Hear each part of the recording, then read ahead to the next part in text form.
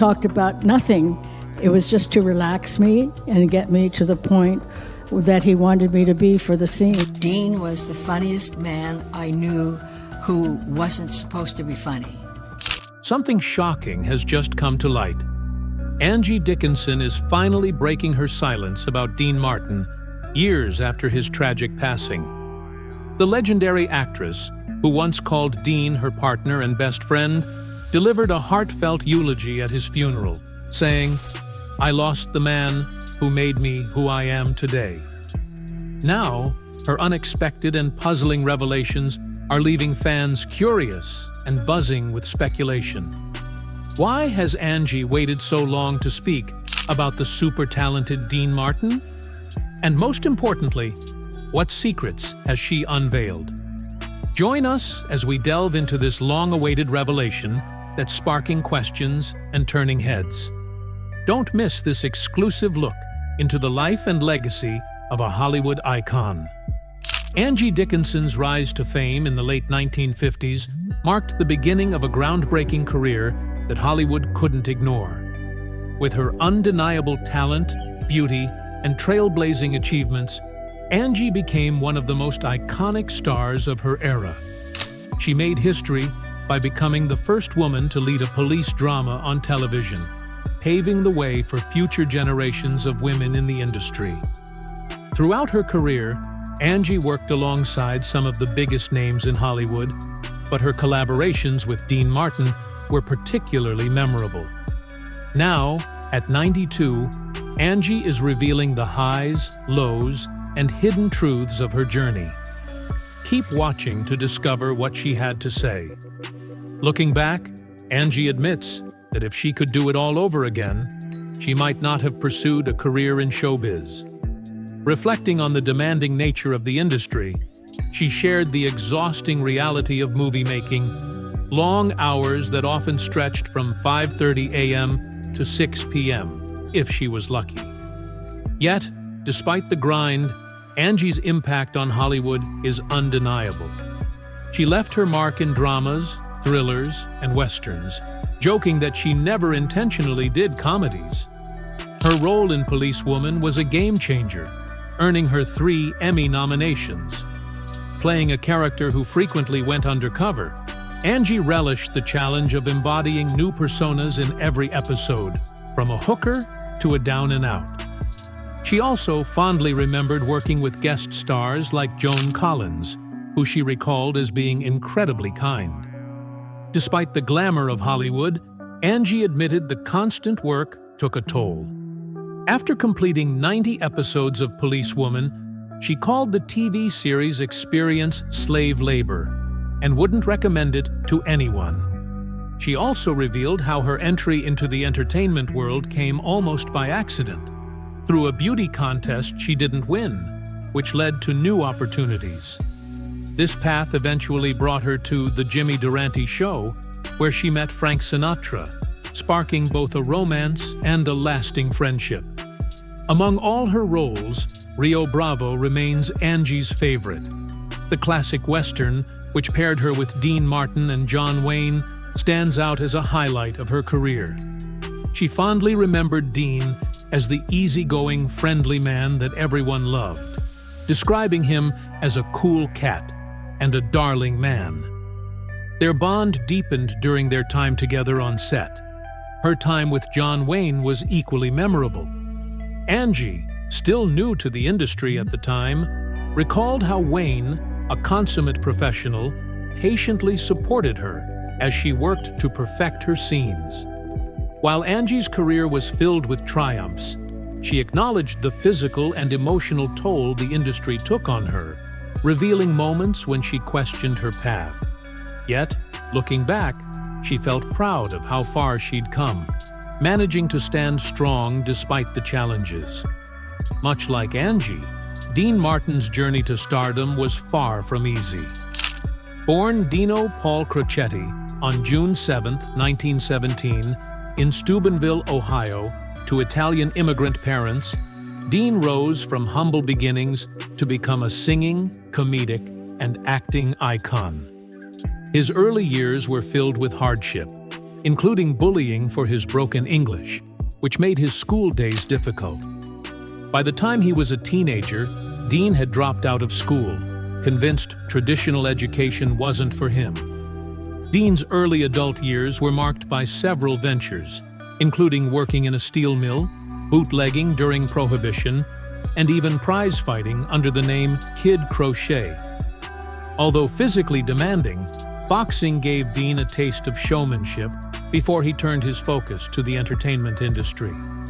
Eventually, he moved to New York City and worked as a croupier in a speakeasy casino before discovering his true passion for singing.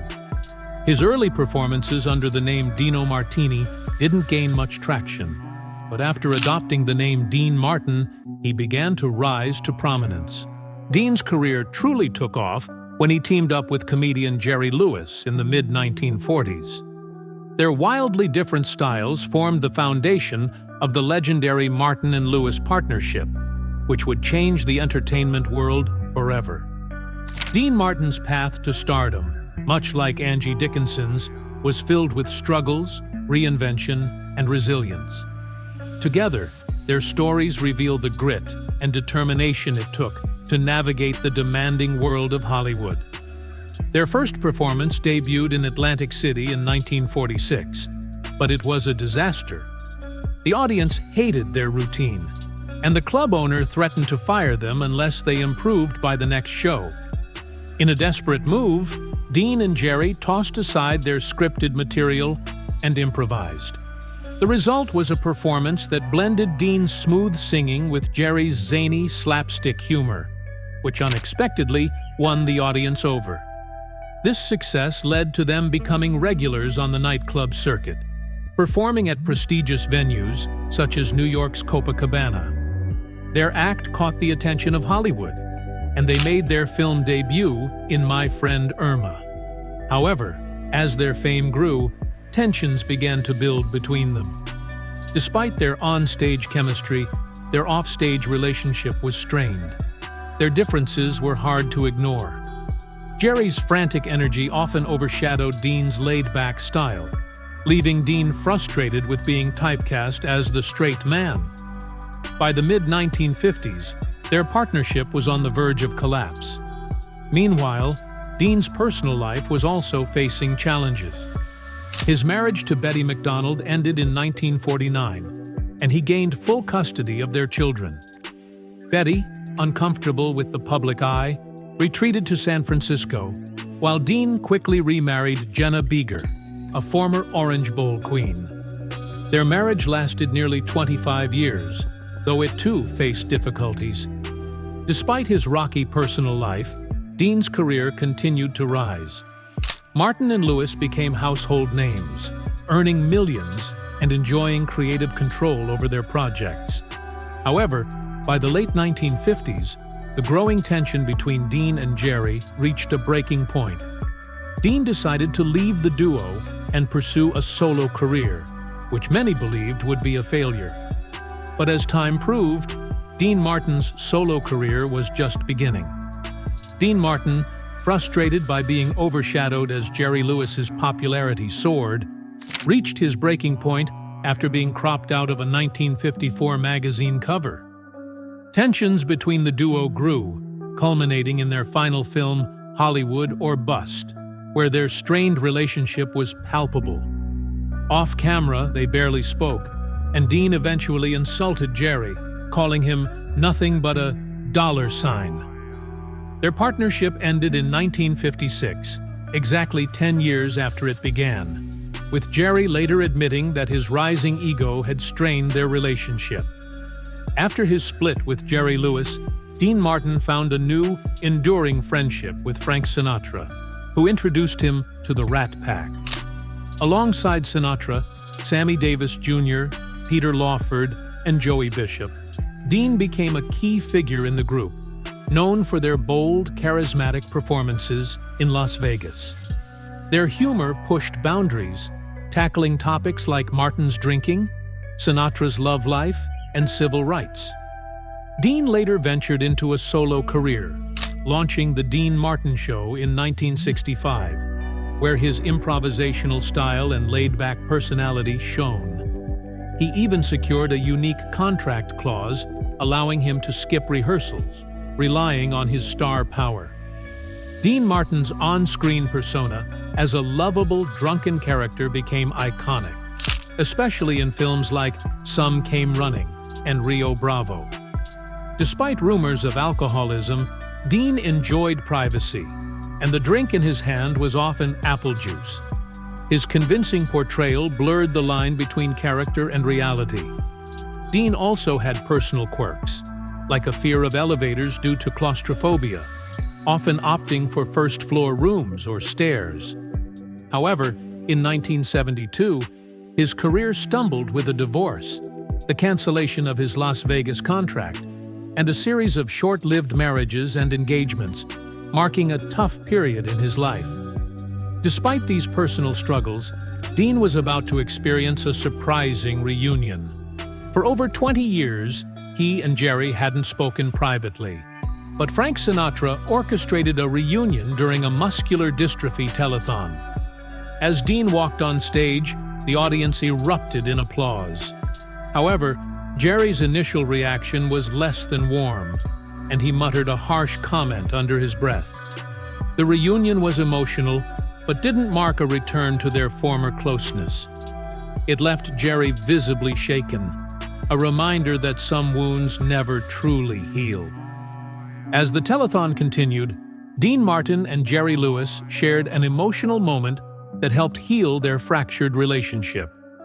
Though they never fully regained their former closeness, they maintained a respectful friendship until Martin's death.